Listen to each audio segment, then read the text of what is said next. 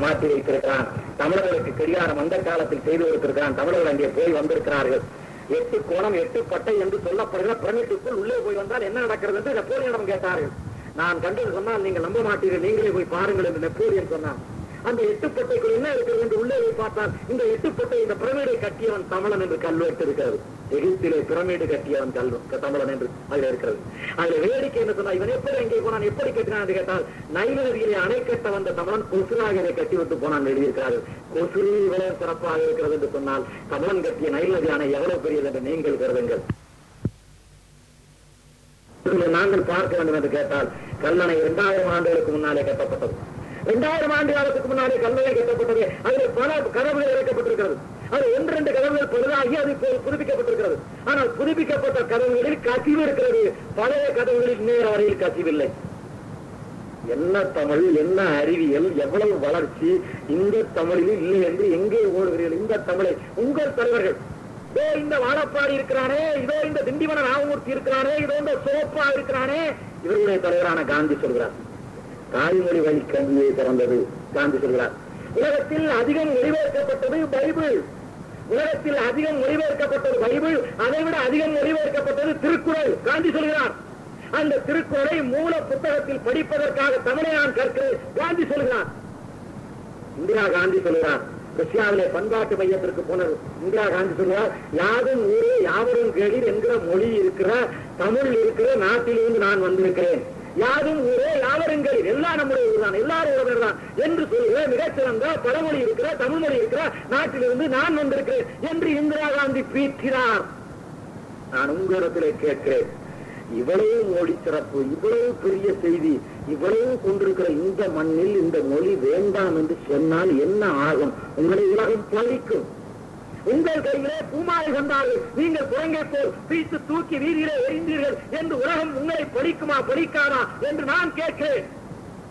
நீங்கள் போராடினீர்கள், இந்தியாவுக்கு போராடினீர்கள். ஐயா பெரியார் போராடினார். போராடிய போது ராஜாஜி அவரை கொண்டு போய் ஆந்திராவிலே பெண்ணாடி சிறையில போட்டு விட்டார்.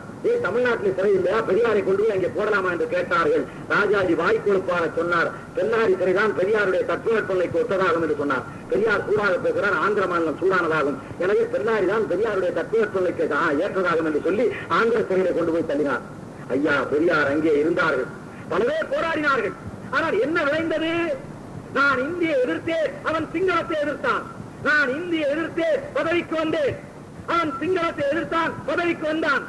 நான் பதவிக்கு வந்த பிறகு இந்திய எதிர்ப்பை விட்டேன். நான் பதவிக்கு வந்த பிறகு எதிர்ப்பை விட்டேன். ஆனால் அவன் பதவிக்கு வந்த பிறகு அந்த பாராளுமன்றத்தின் முன்னாலே மீண்டும் சிங்களத்தை எதிர்த்தான். அவன் மண்டை விடாந்தது, அவன் மீண்டும் எதிர்த்தான். அவன் துப்பாக்கி சூட்டு காரானான், அவன் மீண்டும் எதிர்த்தான். அவன் மண்ணின் மீது வானம் குண்டு வீசியது, அவன் மீண்டும் எதிர்த்தான். மீண்டும் எதிர்த்தான் எதிர்த்தான் எதிர்த்தான். தாக்குதல் வந்தது வந்தது வந்தது. ஆனால் மீண்டும் கருவியோடு களத்தினர் என்று எதிர்த்தான். ஆனால் நான் எதிர்த்தேன். பதவி வந்தது, மாலை வந்தது, பட்டு வந்தது, துணி வந்தது, பரிசு வந்தது, மகிழ்ந்து வந்தது, வாழ்க்கை வந்தது, வசதி வந்தது, என் கொள்கை வந்தது. நானும் பதவி வந்தவர்கள் தொடர்ந்து போராடி இருந்தால் இந்த மண்ணில் புறத்தாக்கம் வந்திருக்குமா வந்திருக்காதா என்று எனக்கு சொல்லுங்கள். சொல்லுவார், இந்த மண்ணில் இந்த மண்ணில் புறத்தாக்கம் இல்லை, சிங்களவர் மாதிரி நம்மை தமிழர்களை அவர்கள் அடிக்கவில்லை, கொள்ளவில்லை. நீ தொடர்ந்து எதிர்த்திருந்தால் உன்னையும் இந்த பட்டாளம் சுடும்.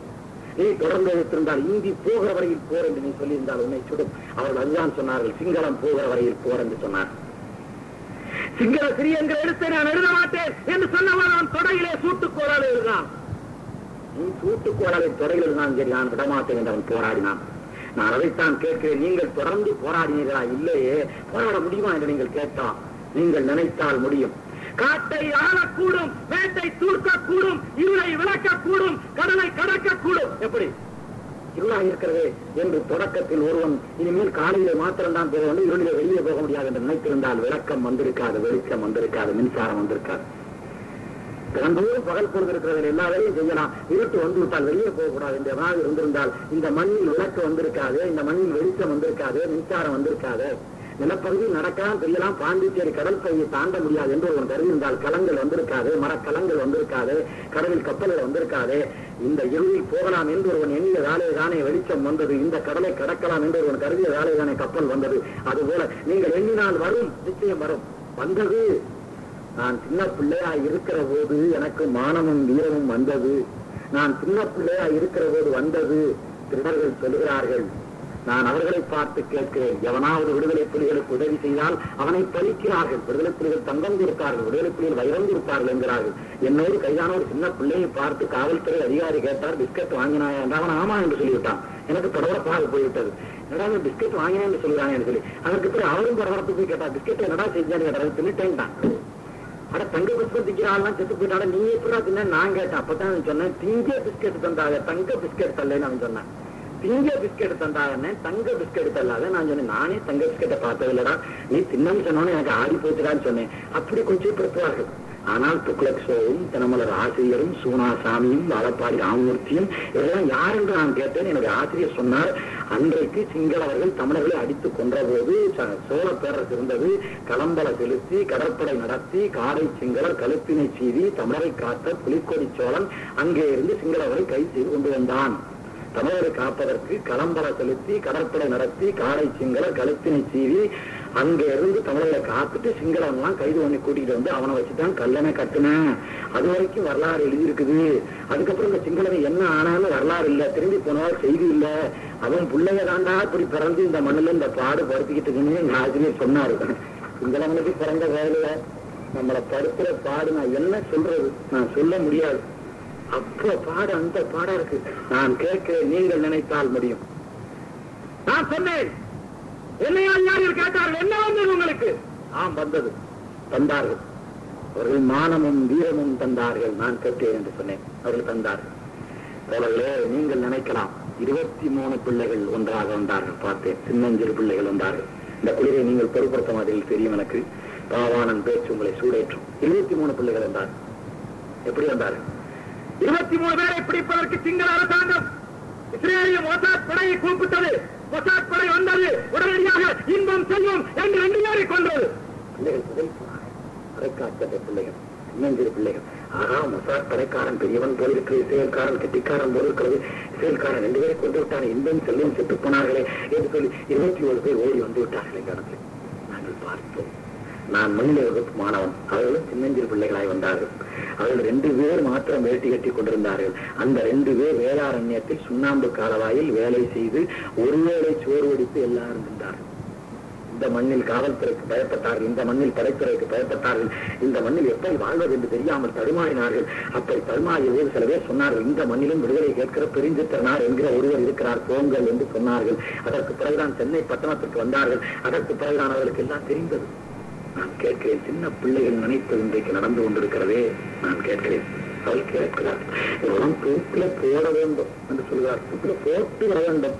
சோனியா காந்தியே விட்டுவிடலாம் என்று சொன்னாலும் நாங்கள் வரமாட்டோம், தூக்கில் போட வேண்டும் என்று சொல்கிறார். எங்கள் ஊரில் இது மாதிரி கடற்கரை எங்கள் ஊரில் இருக்கிறது.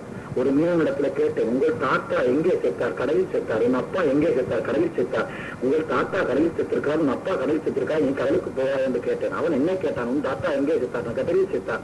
உங்க அப்பா எங்கே செத்தார்? கடலில் செத்தார். நீ எங்கே படுத்திருக்க? அதே கடலில் தான் படுத்திருக்கிறேன். நாங்கள் கடலில் போய் சாகிற மாதிரி நீ கடலில் போய் சாக போகிறாயே என்று அவன் சொன்னான்.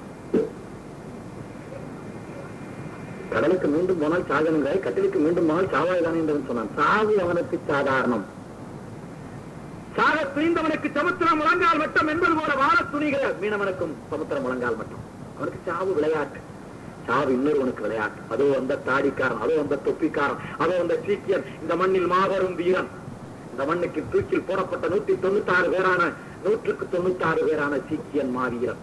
இந்த மண்ணில் விடுதலை போரில் தூக்கில் போடப்பட்டவன், விடுதலை போரில் சுட்டுக் கொல்லப்பட்டவன் 196 பேர் சீக்கியன். அந்த சீக்கிய மாவீரன் இருக்கிறானே, அந்த சீக்கிய மாவீரன் வீட்டிற்கு சோனியா காந்தி போய் மன்னிப்பு கேட்டார். என் மாமியார் சார்பாக மன்னிப்பு கேட்கிறேன். நான் இந்த நாட்டை ஆள ஆசைப்படுகிறேன்.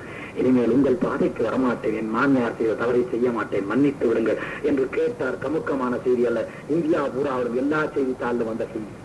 அதுபோல் இன்னொரு இடத்திலே மன்னிப்பு கேட்க சோனியா விரும்பினார். ஆனால் அவன் நிலத்தினை குடைந்துள்ளே புகுந்து வாழ்வானோ, நிலாவினில் சென்றவன் மறைந்து வாழ்வானோ என்று கண்டுபிடிக்க முடியாமல் இருந்தான். என் தம்பி பிரபாகரன் நிலத்தினை குடைந்துள்ளே புகுந்து வாழ்வானோ, நிலாவில் சென்றவன் மறைந்து வாழ்வானோ என்று தெரியாமல் சோனியா இருந்தார். அதனாலே சோனியா மறைமுகமாக இவர்களை விட்டுவிடலாம் என்று சொன்னார்.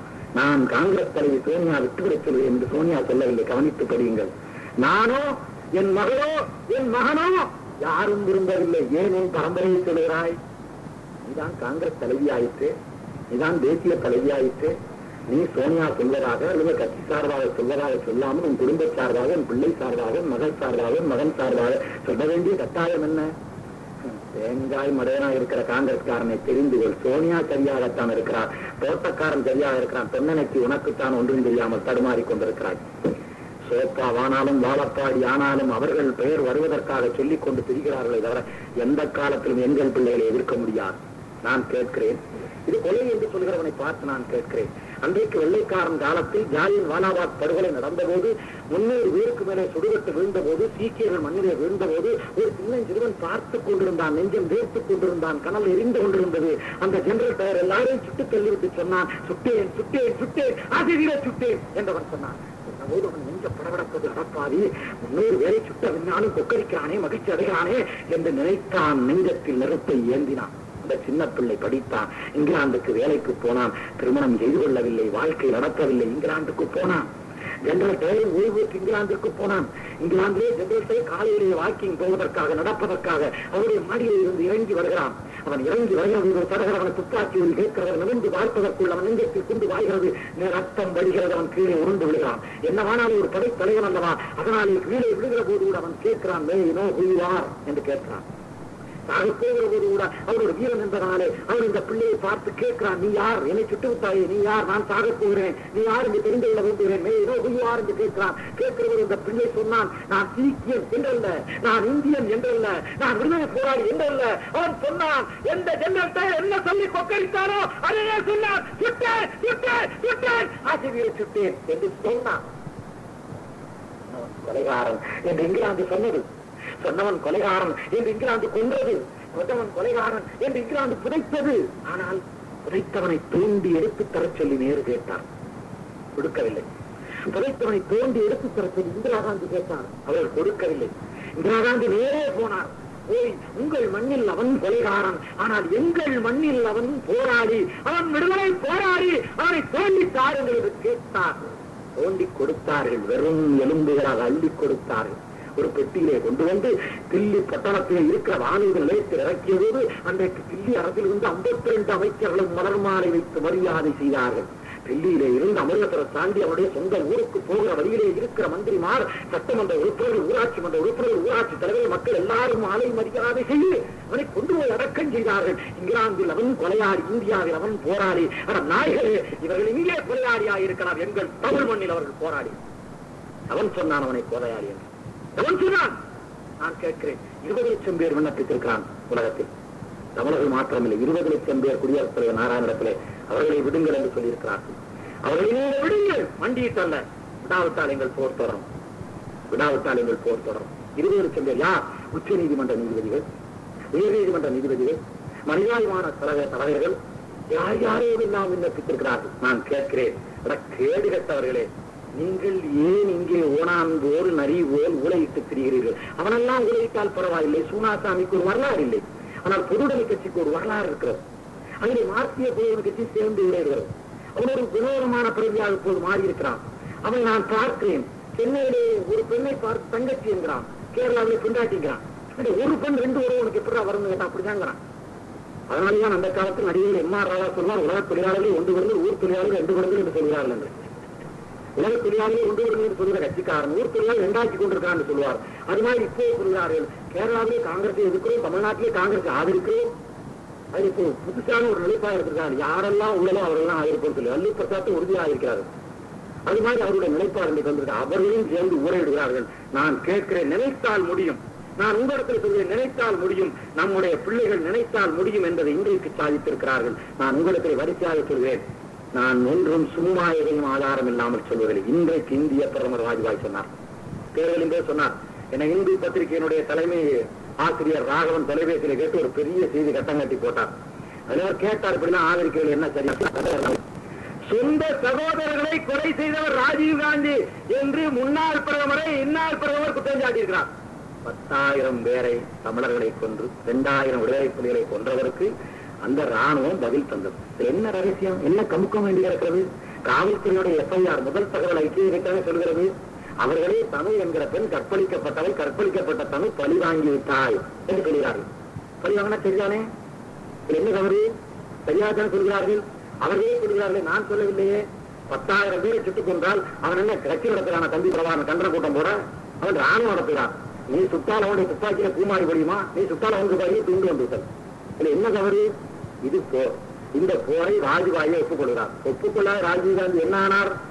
சின்ன பிள்ளைகள், நான் கேட்கிறேன், பணத்துக்கு என்ன செய்வார்கள்? எங்களை செய்திகளில் பணத்துக்கு என்ன செய்வார்கள் என்று நீங்கள் கேட்கலாம். தோழர்களே, முதலாக செல்ல கிளி என்கிற அவனுடைய மாடு விற்கப்பட்டது. தம்பி பிரபாகரன் அவருடைய அக்காவின் காப்பை விற்றார். முதல் துவக்கு வாங்கப்பட்டது.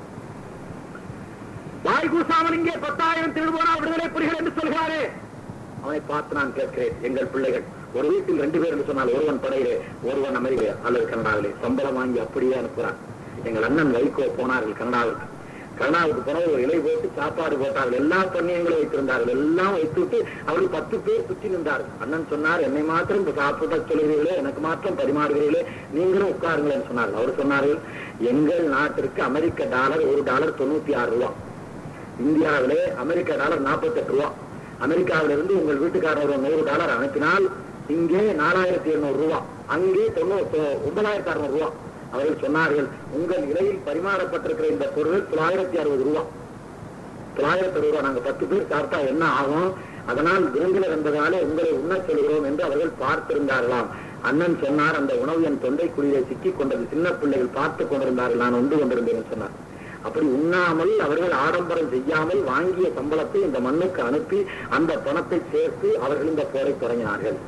தொடங்கியவர்கள் என்ன செய்தார்கள்? படை முகாம்களை தாக்கி அங்கே இருந்து ஆயுதம் எடுத்தார்கள். அவர்கள் கருவூலங்களை தாக்கி அங்கே இருந்து பணம் எடுத்தார்கள். உலக புரட்சி இப்படித்தான் நடக்கும். உலகத்தில் புரட்சிக்காரன் அந்த அரசின் ஆயுதத்தை எடுப்பான், உலகத்தில் புரட்சிக்காரன் அந்த அரசின் பணத்தை எடுப்பான். இதைத்தான் எங்கள் பிள்ளைகள் செய்தார்கள். இதை செய்து கொஞ்சம் வளர்ந்த போது ராஜீவ் காந்தி 2000 பிள்ளைகளை என்று கொக்கரித்தார். இங்கே இருந்து அனுப்பினார். இந்த சீக்கியர்கள் மாவீரர்கள். இந்த சீக்கியர்களை இங்கே இருந்து வானூரியை பறக்க விட்டு குதிகுடையிலே குதிக்க விட்டு யாழ்ப்பாணம் பல்கலைக்கழகத்தில் தம்பி பிரபாகரன் இருக்கிறார், அவரை கோரிக்குந்தியை தூக்கிக் கொண்டு வர வேண்டும் என்று சொல்லி இங்கே இருந்து யாழ்ப்பாணம் பல்கலைக்கழகத்துக்கு மேலாக 32 விமானங்கள் வன்னூர் போல வட்டமிட்டன. வட்டமிட்ட விமானங்களில் இருந்து 6 அடி 7 அடி எடுக்கான சீக்கியர்கள் குதித்தார்கள். குதித்தவர்கள் அத்தனை பேரும் நம்முடைய தம்பி பிரபாகரனை தூக்கி வருவதாக எண்ணி குதித்தார்கள். ஆனால் குதித்தவர்களை தூக்கி கொண்டு போய் அடுக்கடுக்காக நம்முடைய ஆட்கள் அடுக்கிவிட்டார்கள். அவனுக்கு தெரியாது தம்பியை பற்றி. ஒருவன் மாத்திரம் காயம்பட்டு பெங்களூரிலே மருத்துவமனையிலே சேர்க்கப்பட்டான். அவனை ராஜீவ் காந்தி பார்க்க போனார். சீக்கியன் எவனுக்கும் பயந்ததில்லை. அவன் கேட்டான், நீ யாரை எதிர்த்து போர் நடத்த எங்களை அனுப்பினாய்? அவன் மண்ணிலே அவன் நிற்கிறான், அவன் ஊரிலே அவன் நிற்கிறான், அவன் மண்ணை காக்க அவன் நிற்கிறான், அவன் பெண்ணின் மானம் காக்க அவன் நிற்கிறான், அவன் பிள்ளைகளின் உயிர் காக்க அவன் நிற்கிறான், அவன் விடுதலை கேட்க அவன் நிற்கிறான். அவனை எதிர்த்து ஏன் எங்களை அனுப்பினாய்? எவ்வளவு பெரிய படையாயிருந்தாலும் நேர்மை எவன் பக்கமோ அவன் தான் வெல்வான். பெரிய படை என்பதனாலே எண்ணிக்கையாலே ஒரு பேர் வெற்றி பெறாது. எவனிடத்தில் நியாயம் இருக்கிறதோ, எவனிடத்தில் உண்மை இருக்கிறதோ, எவன் போராடுகிறான் அவன் தான் வெற்றி பெறுவான். நீ ஏன் எங்களை அடித்தாய்? சீக்கிய பட்டாளம் தோற்றதில்லை, எங்கள் சீக்கிய பட்டாளத்தை கேவலப்படுத்திவிட்டாய் என்று ஒருவன் காயம்பட்டவன் கேட்டான். சொன்னான், குதிகுடையிலே பாராசூட் குதிகுடையில் குதித்தவர்கள் அத்தனை பேரை சுட்டுத் தள்ளி பணமாக அடுக்கடுக்காக அடுக்கி வைத்திருந்தார்கள். நான் பார்த்து அதிர்ந்து போனேன் என்று அவன் சொன்னான். இன்னொரு படை அதிகாரி சொன்னான், அப்பையா அப்பையா என்று ஒரு அறிஞன் அங்கே இருக்கிறான், ஒரு விஞ்ஞானி. அப்பையா என்று ஒரு அறிஞன் அங்கே இருக்கிறான். அந்த அப்பையா என்னென்னவெல்லாமோ செய்கிறான். அவன் அதிசய மனிதன் அப்பையா. அங்கே இருக்கிற குடிநீர் குழாயை நாங்கள் திருகினால் அந்த திருவிற்குள்ளே வெடிகுண்டு வைத்து விடுகிறான். திருகை திருகினால் வெடிகுண்டு வெடித்து விடுகிறது. நாங்கள் நாற்காலியில் உட்கார்ந்தால் வெடிகுண்டு வெடிக்கிறது. எங்கள் சரக்கரை கரையை திறந்தால் திறக்கிற அந்த கரைகளில் வெடிகுண்டு வெடிக்கிறது. எந்த இடத்தில் எப்போது வெடிகுண்டை அவன் பொருத்துவான் என்று எங்களுக்கு தெரியவில்லை. எப்படி வருவான் என்று தெரியவில்லை. மிகப்பெரிய அணியான அவன் ஒரு மிதிவண்டியிலே ஓட்டை மிதிவண்டியிலே வருகிறான் என்று சொல்கிறார்கள். எங்களுக்கு மிகுந்த பயமாக இருக்கிறது என்று அவர் சொன்னார்கள். இந்திய பட்டாளம் சொன்னது.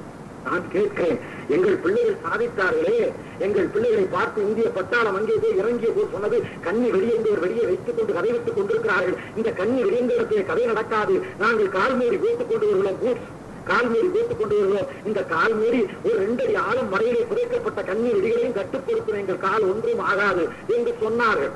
இதுவரையில் உலகம் எங்கும் பதிக்கப்படுகிற கண்ணி வெடிகள் கணுக்கால் வரையை தான் வெடிக்க வைக்கும். நீங்கள் உங்கள் காலை கண்ணி வெடியில் மீன் வைத்தால் அது கணுக்கால் அளவு பறித்துக் கொண்டு போகும். இங்கே இருந்து கொக்கரித்து போனார்கள், கால்மூடியோடு போனார்கள், கிண்டல் செய்து போனார்கள், கண்ணீரியை கேள்வி பேசி போனார்கள், கண்ணீரை மாத்திரம் வைத்துக் கொண்டிருக்கிற விடுதலை புலிகள் என்று பேசிக் கொண்டு போனார்கள். போய் காலை வைத்தார்கள், முழங்காலோடு போய்விட்டோம். இதுவரையில் இருக்கிற கண்ணீரிகள்லாம் கணுக்கால் வகையெல்லாம் பிடுங்கிக் கொண்டு போகும். ஆனால் தம்பிமார் வைத்த கண்ணீர் வெடிகள் முழங்கால் வகையை பிடுங்கிக் கொண்டு போனது. அதற்கு பிறகு எவனும் கால் எடுத்து வெளியே வைக்கவில்லை. அவர்கள் சொன்னார்கள், இவன் ஏதோ புதுமாதிரியான கண்ணீர் வைத்து முழங்காலோடு பிடித்துக் கொண்டு போகிறான். இந்த கண்ணீர் எங்கே இருந்து வந்தது? அதை முதலில் நமக்கு வாங்கள் என்று சொன்னதைதான் சொன்னார்கள். இந்த கண்ணீர் எங்கே இருந்து வரவில்லை, அவர்கள் கட்டுகிறார்கள் என்று சொன்னார்கள். அவன் கட்டுகிறான். அவன் சொன்னான், உலகத்தில் நூதனமான கருவிகளை அவன் வாங்குகிறான் அல்லது செய்கிறான். உலகத்தில் நூதனமான கருவிகளை அவன் வாங்குகிறான் அல்லது செய்கிறான். முதலாவது ஒரு வானூர்தி எப்படி சுட்டான்? சுதுமலை என்று ஒரு மலை இருக்கிறது. அந்த மலையின் உச்சியின் மீதிருந்து வானூர்தியை சுட்டுத் தள்ளிவிட்டான். எதிர்பார்க்கவில்லை அவர்கள். உலங்கு வானூர்தி என்கிற ஹெலிகாப்டரை சுடுமலை மேலிருந்து சுட்டு தள்ளிவிட்டான். அப்படி சுட்டு தள்ளிய பின்னாலே வானம் எங்கள் வசம் என்று எங்கள் கவிஞர்கள் பரணி பாடினார்கள். வானம் எங்கள் வசம் என்று எங்கள் கவிஞர்கள் பரணி பாடினார்கள். அதற்கு பிறகுதான் அங்கே இருக்கிற படை முகாம்களில் நாம் ஏவுகணைகளை, நாம் வானூர்திகளை வீட்டுகளை ஏவுகணைகளை கொள்ளையடித்துக் கொண்டு வந்தோம். அதற்கு பிறகுதான் நம்முடைய பிள்ளைகள் ஏவுகணை வீசி வானூர்திகளை வீழ்த்தினார்கள். 27 வானூர்தி இதுவரை வீழ்த்தப்பட்டிருக்கிறது. 27 வானூர்தி வீழ்த்தப்பட்ட பிறகு வானூர்தியை பயன்படுத்துவதை அவர்கள் விட்டுவிட்டார்கள். அதிலே 2 பெண் பிள்ளைகள் வீசினார்கள். தீபாவளி என்றைக்கு வீசினார்கள். தீபாவளி என்றைக்கு பட்டாசு வெடித்து கொண்டாடி கொண்டிருக்கிற தமிழரே, தீபாவளி என்றைக்கு அந்த பெண் பிள்ளை அங்கே இருந்து வீசினாள் வானூர்தியை நோக்கி ஏவுகணை. அது வீழ்ந்தது. எங்கள் அப்துல் காதர், வாணியம்பாடி அப்துல் காதர் பாடினார். அங்கே பாடினார், அதை பார்த்து பாடினார். அவர் சொன்னார், சேலை கட்டிய புலிகள் அங்கே தமிழ் ஈழத்தில், வேட்டி கட்டிய அலிகள் இங்கே தமிழ் நாட்டிலே என்று அப்துல் காதர் பாடினார். சேலை கட்டிய புலிகள் அங்கே தமிழ் ஈழத்தில், வேட்டி கட்டிய அலிகள் இங்கே தமிழ்நாட்டிலே என்று பாடினார்.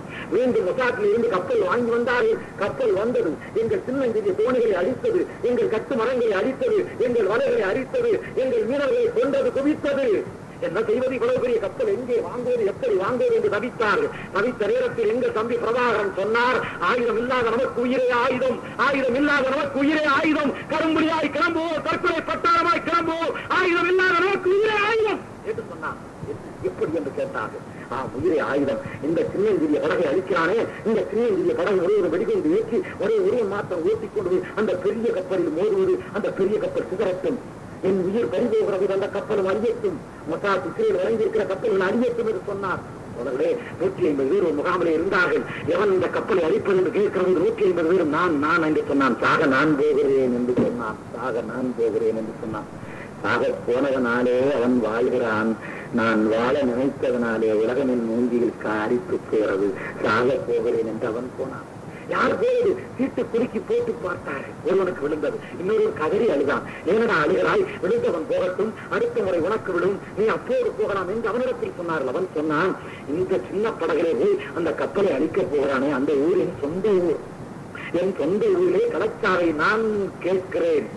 என் சொந்த ஊரில் நான் கலச்சார் அடைந்தால் என் தாய்க்கு, என் தந்தைக்கு, என் அண்ணனுக்கு, என் தம்பிக்கு, என் தங்கைக்கு, என் அக்காளுக்கு, என் அக்கானுக்கு, அத்தனை பேருக்கும் பெருமையடா, என் சொந்த ஊரில் நான் சாக விரும்புகிறேன் என்று கதறி அழுதான். அதற்கு பிறகு அவனுக்கு அந்த வாய்ப்பு தரப்பட்டது. அவன் போய் மோதினான். அன்றைக்கு சின்னஞ்சிறிய படகுகள் கப்பலை கண்டு பயந்தன. இப்போது கப்பல்கள் சின்னஞ்சிறு படகுகளை கண்டு பயப்படுகிறது, கண்டு நடுங்குகிறது. தோழா, நான் கேட்கிறேன், சின்ன பிள்ளைகள் தானே சாதித்தார்களே, மண்ணை நேசிக்கிறார், பெண்ணை நேசிக்க வேண்டிய வயதிலே, பெண்ணை காதலிக்க வேண்டிய வயதிலே மண்ணை காதலித்ததாலே அவர்களால் எல்லாம் முடிகிறது, அவர்களால் எல்லாம் முடிகிறது. என்ன முடிகிறது? அமெரிக்காவிலே ஆட்ட முடிகிறது. அமெரிக்காவில் இருந்து காலாதார் என்ற நாட்டிலே வந்து தங்கியிருக்கிறார்கள், தங்குமுறையில் தங்கியிருக்கிறார்கள். காலாதாருக்கு பக்கத்திலே 36 மாடி வணிக வளாகம். எங்கள் தம்பினார் 36 மாடி வணிக வளாகத்தின் மீது மோதுகிறார்கள். வெடிகுண்டோடு மிகப்பெரிய வண்டி போய் மோதுகிறது. 36 மாடி தரைமட்டமாகிறது. அமெரிக்காக்காரன் பார்க்கிறான். அவன் நினைத்திருந்தால் இந்த 3 மாடியை மோதியிருக்கிறான். ஆனால் நம்ம எச்சரிப்பதற்காகத்தான் 36 மோதியிருக்கிறான் சொல்லி அன்றைக்கு அமெரிக்கா திரும்பி போனது. ஈராக் அதிபர் சதாம் ஹுசேனை அச்சுறுத்துகிற அமெரிக்கா என் தம்பி பிரபாகரன் அச்சுறுத்தவில்லை. ஏன் ஏன் ஏன் ஏன் ஏன் தெரியுமா? அங்கே ருஷ்யா பிரிந்து போனது. அந்த உக்ரைன் நாட்டிலே 48 பெட்டி அணுகுண்டுகள் காணாமல் போயிருக்கிறது. ருஷ்யா பிரிந்தது. அந்த உக்ரைன் நாட்டிலே 48 பெட்டி அணுகுண்டுகள் காணாமல் போயிருக்கிறது. இந்த 48 பெட்டி அணுகுண்டுகளும் தம்பி பிரபாகரன் கையிலே இருப்பதாக அமெரிக்க அரசாங்கத்தின் உளவு பிரிவு சொல்லுகிறது. அதனாலே வேண்டாம் மோதுவதற்கு, சதாம் ஹுசேனோடு மோதுவது போல மோதினால் நம்முடைய கதை முடிந்து போகும் என்று அவர்கள் பயப்படுகிறார்கள். என்றால் அவர்கள் ஏற்கனவே உக்ரைன்களை ஒன்றை பார்த்திருக்கிறார்கள். உக்ரைன்காரன் இலங்கைக்கு விற்றான், தகரி விற்றான் டேங்க். உக்ரைன்காரன் தகரி விற்றான் பீரங்கி, பீரங்கி விற்றான். ஒரு படை வரிசைக்கு 11 பீரங்கி, 11 வரிசை 121 பீரங்கி விற்றான். விற்கிற போது இலங்கைக்காரன் சொன்னான், எனக்கு 121 பீரங்கி விற்றிருக்கிறாய், பல கோடி ரூபாய் பணம் வந்திருக்கிறேன், ஆனால் நீ இதே பீரங்கி என்னுடைய எதிரியான விடுதலை புலிகளுக்கு விற்கக்கூடாது என்று சொன்னான். அவன் சரி என்று சொன்னான். ஆனால் விடுதலை புலிகள் 121 பீரங்கியும் சேகரம் இல்லாமல் அவர்கள் ஏற்றிக் கொண்டு போய்விட்டார்கள். இப்போது உக்ரைன்காரன் சொல்கிறான், நாங்களாவது காசுக்கு வச்சிருப்போம், நீங்க சும்மா உள்ளே கொடுத்து விட்டீர்களே என்று அவன் கேட்கிறான். எனவே உக்ரைன் சம்பந்தமாக எல்லா செய்தியும் தம்பி பிரபாகரனுக்கு தெரியும் என்று அவர்கள் கருதுகிறார்கள். அதனாலே அவர்கள் அமெரிக்காக்காரர்கள் பயப்படுகிறார்கள். இங்கிலாந்து நாடு உலகம் பூரா ஆண்ட நாடு, ஆணை உரிமை 28 நாள் முற்றுகையிட்ட எங்கள் தம்பியின் படை போர் முறையை இப்போது அவர்கள் பாடம் படித்துக் கொண்டிருக்கிறார்கள். இங்கிலாந்து இளவரசர் 50வது ஆண்டு விழா இலங்கையில் கொண்டாடப்பட்ட போது போன இங்கிலாந்து இளவரசர் அந்த வானூர்தி புறப்பட்டவுடன் அந்த வானூர் நிலையத்தில் வெடிகுண்டு வெடிக்க வைத்தார்கள். இங்கிலாந்து இளவரசர் சொன்னார், அவர்கள் நினைத்திருந்தால் நான் போன போது வெடிக்க வைக்கலாம், ஆனால் வேண்டுமென்றே நான் போனவர்கள் என்னை தப்பிக்க வைத்துவிட்டு நாங்கள் இன்னார் எங்கள் சக்தி இன்னொரு என்று அவர்கள் அறிவித்திருக்கிறார்கள் என்று இங்கிலாந்து அரசு சொல்லி அவர்களை பாராட்டி இருக்கிறார். நான் உங்களை பார்த்து கேட்கிறேன், நான் உங்களிடத்திலே கேட்கிறேன், அந்த சின்னஞ்சிறு பிள்ளைகள் அவர்கள் சாதித்திருக்கிற சாதனைகள் நான் உங்களை பார்த்து கேட்கிறேன். இதோ இன்றைக்கு அவரிடத்தில் 25,000 படை வீரர்கள் படையை விட்டு ஓடி இருக்கிறார்கள். 25,000 படை வீரர்கள் செத்து போயிருக்கிறார்கள். இதோ ஒரே நேரத்தில் 100 பேர் கொண்ட 100 முகாம்களின் மீது என் தம்பி பிரபாகரன் படை தாக்குகிறது. ஒரு படை முகாம் 100 பேர். அவன் தாக்குதல் தொடக்கப்பட்டவன் பக்கத்தில் இருக்கிற படை முகாமை பார்த்து கேட்கிறான், தாக்குதல் நடக்கிறது, காப்பாற்றவா என்று. அவன் சொல்கிறான், என் மீதும் தான் தாக்குதல் நடக்கிறது, என்ன செய்வதென்று. 10 பேருக்கு ஒரு ரிங் மாஸ்டர், 10 பேருக்கு ஒரு 10 பேர் கொண்ட படை முகாம் தலைவன். அவன் இந்த 10 முகாம்களும் தாக்குதல் நடக்கிறது, இன்னொரு 10 பேர் கொண்ட படை முகாம் தலைவனை அழைக்கிறான். அவன் சொல்கிறான், என்னுடைய 10லையும் தாக்குதல் என்று. 100 பேர் கொண்ட 100 முகாம், 10,000 பேர் கொண்ட முகாம், என்ன ஆனது என்று தெரியவில்லை. இருக்கிறார்களா இல்லையா தெரியவில்லை. 20,000 பேர் கொண்ட படை பின்வாங்கி போயிருக்கிறது. எங்கே? அவருடைய சிங்கள பகுதியான அனுராதபுரம் வரையே போயிருக்கிறது.